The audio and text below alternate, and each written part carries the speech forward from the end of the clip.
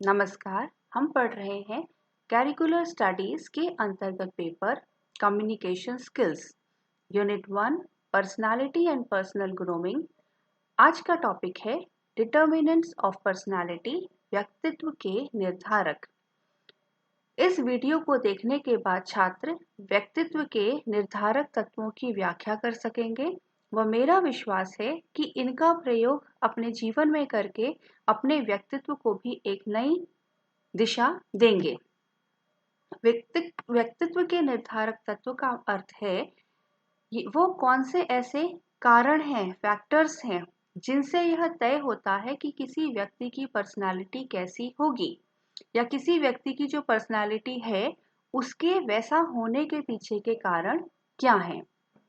मनोवैज्ञानिकों के द्वारा पर्सनालिटी को हेरिडिटी और एनवायरनमेंट, हेरिडिटी का अर्थ होता है आनुवांशिकता और वातावरण के प्रोडक्ट यानी कि मल्टीप्लिकेशन या गुणा के रूप में परिभाषित किया गया है। ये जो साइन हम देख रहे हैं ये गुणा का साइन है, तो व्यक्तित्व बराबर आनुवांशिकता गुणा वातावरण।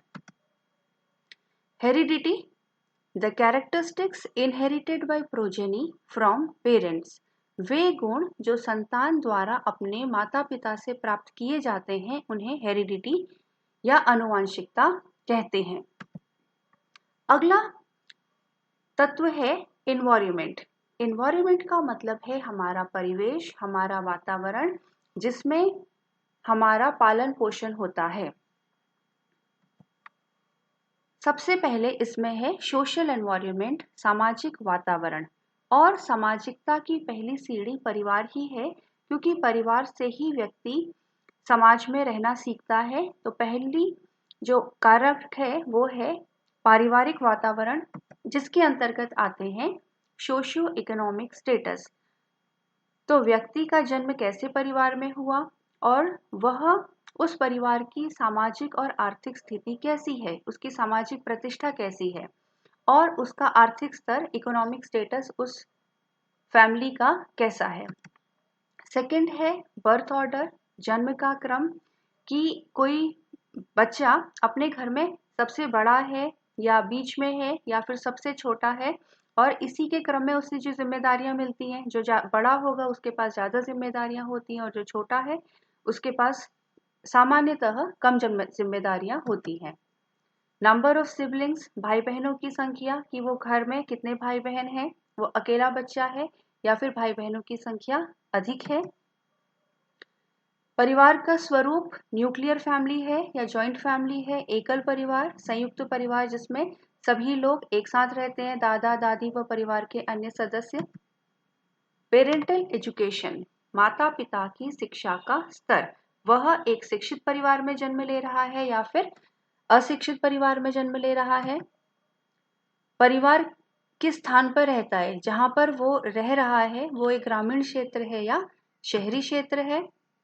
तो ये तो थे पारिवारिक वातावरण से संबंधित कारक। इसी प्रकार से एनवायरनमेंट एट स्कूल और कॉलेज, कि किसी बच्चे को अपने स्कूल में या अपने कॉलेज में कैसा वातावरण मिल रहा है, वहाँ स्कूल के टीचर्स कैसे हैं, स्कूल का माहौल कैसा है, डिसिप्लिन कैसी है, पढ़ाई कैसी है, को करिकुलर एक्टिविटीज़ कैसी हैं, और बच्चे को वहाँ पर पार्टिसिपेट करने के, अपने को अभिव्यक्त करने के कितने अवसर दिए जाते हैं। तो कुल मिला के जो स्कूल जिसमें उस बच्चे ने पढ़ा या वो पढ़ रहा है उसका माहौल कैसा है, वहाँ पर बच्चे को कितना मोटिवेट किया जाता है, ये सारे कारक उसके व्यक्तित्व को प्रभावित करते हैं। पीयर ग्रुप, पीयर ग्रुप का मतलब है साथियों का समूह। तो वो जिन मित्रों के बीच में रहता है, चाहे वो स्कूल में है या वो घर पर है, उसके साथी, उसके मित्र कैसे हैं। तो ये सारे हमारे सोशल एनवायरनमेंट या सामाजिक वातावरण से संबंधित कारक हैं जो कि पर्सनालिटी को प्रभावित करते हैं या निर्धारित करते हैं। बल्कि कई लोगों का तो मानना ये है कि गर्भ से ही व्यक्ति का जो वातावरण है वो प्रारंभ हो जाता है। जैसे कि हमें अभिमन्यु के बारे में पता है और ये माना जाता है कि उन्हें गर्भ से ही ज्ञान था, तो कई लोग इसको भी मानते हैं। अगला है कल्चरल एनवायरनमेंट, सांस्कृतिक वातावरण। हमारा जन्म जिस भी धार्मिक या धर्म है, जाति है, संप्रदाय है, जिस भी हम सामाजिक वर्ग के अंतर्गत आते हैं, उसकी कुछ मान्यताएं होती हैं, कुछ मूल्य होते हैं, कुछ ट्रेडिशनल वैल्यूज होती हैं, पारंपरिक परंपराएं होती हैं। तो हमने बचपन से जिस भी माहौल में पले बड़े होते हैं, उनका भी हम पर प्रभाव पड़ता है, और ये कल्चरल एनवायरनमेंट के अंतर्गत आता है। इसमें ज़्यादातर रोल्स हैं कि किसको, जैसे महिलाओं के लिए क्या कार्य हैं, पुरुषों के लिए क्या कार्य हैं, कैसे फेस्टिवल्स को मनाना है, क्या मान्यताएं हैं, जैसे हम समझते हैं कि हमें क्या क्या करना चाहिए, क्या क्या नहीं करना चाहिए। तो ये सारी चीज़ें कल्चरल या सांस्कृतिक वातावरण के अंतर्गत आती हैं। अगला है पर्सनल एनवायरनमेंट, और ये बहुत इंपॉर्टेंट है, वैयक्तिक वातावरण। व्यक्ति की जीवन शैली कैसी है, मतलब उसका लाइफस्टाइल, उसका जीवन में पूरे जीवन को व्यतीत करने का तरीका, उसका उठना, बैठना, एक्सरसाइज करना, उसके शौक, कैसी वो पुस्तकें पढ़ रहा है, कैसे टीवी सीरियल्स देख रहा है, कैसी मूवीज देख रहा है, और आज के समय में हम जो देखते हैं कैसा सोशल मीडिया देख रहा है। तो पर्सनल एनवायरनमेंट कहने का मतलब है वह वातावरण जो एक छात्र अपने लिए या एक व्यक्ति अपने लिए स्वयं से जिसका वो निर्माण करता है, और इसका चयन वो स्वयं करता है। This is personal environment. तो आज हमने यह जाना कि व्यक्तित्व, हेरिडिटी और एनवायरनमेंट, आनुवांशिकता और वातावरण दोनों का गुण है, जिसके अंतर्गत हमने फैमिली एनवायरनमेंट, परिवार से संबंधित, उसके बाद कल्चरल और पर्सनल एनवायरनमेंट पढ़ा। लेकिन इन सब में देखो, हमें समझने की बात यह है कि पर्सनालिटी हेरिडिटी और एनवायरनमेंट का प्रोडक्ट है। तो हेरिडिटी तो हमको जैसी भी प्राप्त होनी थी वो हो चुकी है, इसमें अब कोई भी परिवर्तन हो पाना संभव नहीं है। लेकिन ये जो एनवायरनमेंट वाला फैक्टर है, यह हमारे कंट्रोल में रहता है। इसमें भी जो हमने पढ़ा इससे पहले, हमारा स्कूल से संबंधित वातावरण,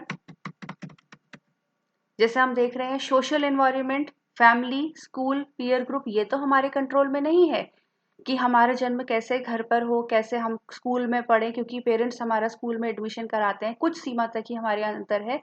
लेकिन कैसे साथियों का हम चयन कर रहे हैं, कल्चरल एनवायरनमेंट भी हमारे हाथ में नहीं है। लेकिन पर्सनल एनवायरनमेंट, ये जो व्यक्तिगत वातावरण है, हमारी जीवन शैली कैसी हो, हम कैसी पुस्तकें पढ़ें, हम कैसे टीवी में प्रोग्राम्स देखें, हम कैसे सोशल मीडिया का इस्तेमाल करें, ये सब कुछ हमारे कंट्रोल में है।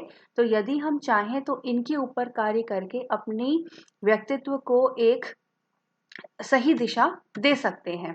इसलिए ये बहुत इम्पोर्टेंट है। तो वीडियो के अंत में मैं छात्रों से कहना चाहूंगी, उचित वातावरण का करें चयन, होगा व्यक्तित्व का उन्नयन। धन्यवाद।